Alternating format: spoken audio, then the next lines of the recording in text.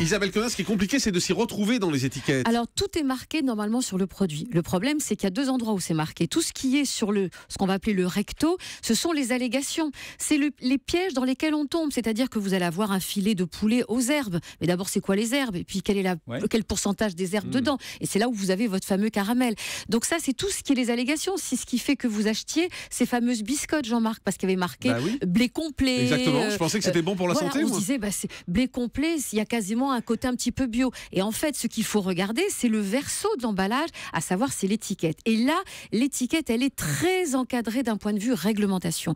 Les allégations, vous mettez ce que vous voulez. C'est de la pub, c'est du marketing. Vous écrivez quasiment ce que vous voulez. En revanche, côté étiquette, vous savez par exemple qu'il y a un code qui fait que les produits sont inscrits par ordre décroissant de poids. C'est-à-dire que sur la première ligne de votre étiquette, vous allez avoir ce qu'il y a de plus, la matière première la plus présente dans le produit.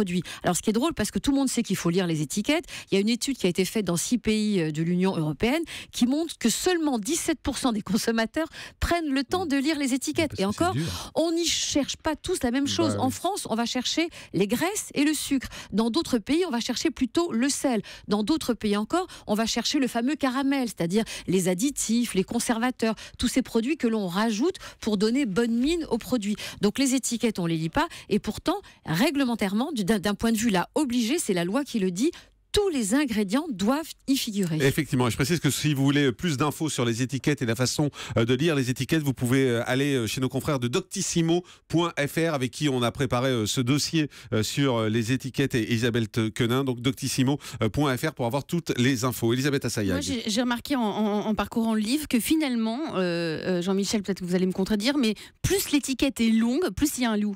Non, je ne veux pas du tout vous contredire. C'est exactement, ça a été un de nos indicateurs. Quand une étiquette sur un produit tout à fait traditionnel contient 15 lignes, eh ben, on sait que le produit est totalement bricolé. Ça veut dire qu'on a fabriqué un produit qui ressemble au produit original en rajoutant des phosphates, des conservateurs, des oxygénants, des émollients, etc. etc. Ça a été un de nos indicateurs. Et je reviens sur ce que vous dites, Isabelle.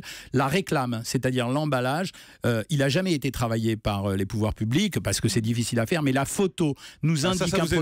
Mais ça m'énerve parce que si on a l'impression que le produit qu'on va acheter correspond à celui qu'on souhaitait acheter, mais c'est pas du tout ce qu'on retrouve à l'intérieur de la boîte. Ça, c'est la première chose. Le vocabulaire qui est utilisé est volontairement trompeur. Par exemple, le mot croque-burger est rentré dans le vocabulaire normal, mais ça signifie rien. Ça signifie pas beefsteak haché. Le mot finger de poulet, excusez-moi, mais les fingers de poulet qui contiennent 25% de poulet et 70% de panure, c'est plutôt finger de pain avec un peu de poulet à l'intérieur. Et tout ça est irritant parce qu'on a le sentiment. Alors c'est de la réclame, mais on a le sentiment que le consommateur n'est pas prévenu de ça. S'il était prévenu, pas de problème. Mais s'il n'est pas prévenu, c'est ennuyeux.